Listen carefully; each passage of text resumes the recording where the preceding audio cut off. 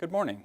I'm happy I have the chance to talk with you all today about some lessons that I've learned from clinical practice, specifically with regards to immunizations and the role that healthcare providers have in recommending and promoting immunizations within their practices.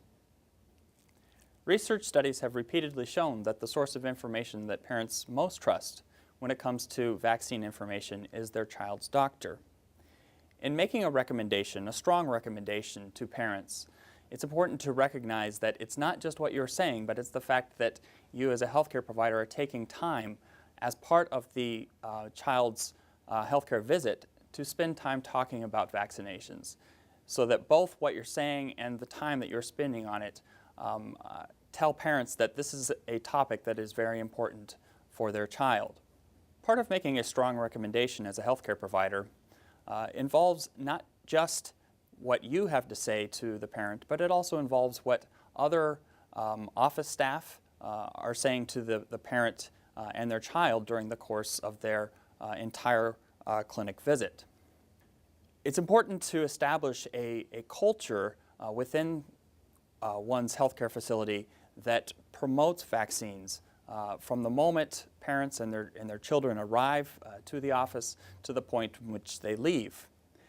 As a healthcare provider, you may be the person to answer many of the detailed scientific questions that parents have to ask.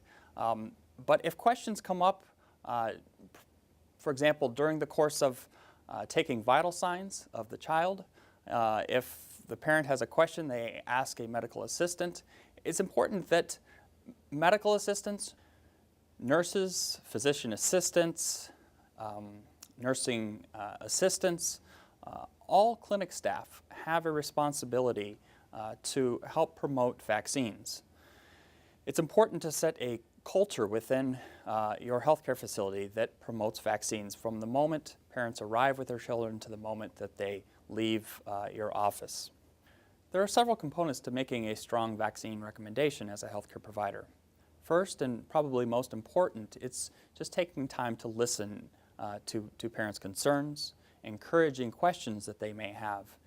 Don't be judgmental when offering responses, and be forthright about the benefits of vaccines, and if there are known risks, be upfront about those as well. One of the challenges that healthcare providers face when trying to make a strong recommendation for vaccination is determining the right balance of science versus stories or anecdotes when making one's recommendation to a parent. Some parents may be most persuaded by scientific facts, evidence from research studies. Personal stories can be a powerful way to express to parents your strong recommendation towards vaccination. As a father of 3 children, all of my children are vaccinated according to the ACIP recommended schedule, and this is something that I discuss openly with my patients. And so it involves the healthcare provider trying to understand what the needs of the parent as well as the child are in terms of answering questions relating to any vaccine concerns that they might have. Another valuable resource when talking to parents about their vaccine concerns or questions is talking to them about examples of outbreaks of vaccine-preventable diseases in the news, things that they may have heard of in the press. Vaccines are one of the biggest public health success stories, and the challenge with that is that the success of vaccines has led to vaccine-preventable diseases like pertussis, measles, mumps, becoming less visible, and as a result, public concern has waned over time. For parents here in Michigan, it may be helpful to remind them or alert them to the fact that our neighbor to the south, Ohio, has been home to the largest measles outbreak this year, and one of the largest measles outbreaks that we have seen in some time. Measles is one of the most infectious diseases in the world, and is frequently imported into the U.S. And it's also important to educate parents about some of the complications and risks of these vaccine-preventable diseases, given that many of them may have never seen them. When it comes to measles, up to 20% of children are hospitalized. Complications include pneumonia, ear infections, and encephalitis, or swelling of the lining of the brain. These are things that are important to educate parents about so that they can understand what are the risks and benefits of making vaccine decisions. Another vaccine preventable disease that has been in the news quite a bit lately is pertussis, or whooping cough. In 2012, we know that there were nearly 50,000 cases of pertussis reported in the U.S., with many more going undiagnosed, because pertussis can often be a challenging disease to diagnose. This was the most number of cases reported in the U.S. since 1955. There have been large outbreaks in states such as California and Washington, and we know that clusters of intentionally unvaccinated or under-vaccinated people can lead to pertussis outbreaks like these. Pertussis can be a severe illness, especially among infants, and this is something that's very important to remind parents of. About half of infants less than 1 year of age who get pertussis are hospitalized.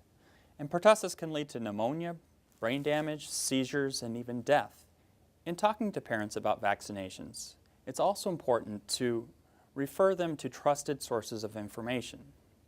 Nowadays, many parents rely on the internet as their primary source of information about immunizations. They may not rely on trusted internet resources such as the Michigan Department of Community Health website on immunizations, or the Centers for Disease Control and Prevention's website on immunizations. And so it's important to have a dialogue with parents about their sources of information and make recommendations about what are to be trusted sources of information online. Research studies have shown that parents who rely solely on the internet as their primary source of information about vaccines often have lower perceptions of vaccine safety, vaccine effectiveness, as well as disease susceptibility. Ultimately, as healthcare providers, we should encourage a continuing dialogue between us and parents with regards to vaccines. Just because they may choose not to vaccinate their child at one visit doesn't mean that vaccines shouldn't be brought up at the next visit. In fact, never miss an opportunity to discuss vaccines with parents. They should be brought up at every single clinical encounter. Ultimately, making a strong vaccine recommendation to parents involves, 1, taking time to discuss vaccines with parents at every single visit, 2, leading them to sources of information that are trustworthy. And finally, and probably most importantly, it's important to create a culture within your healthcare facility that encourages parents to bring questions and concerns with them and express those questions and concerns whenever they arise.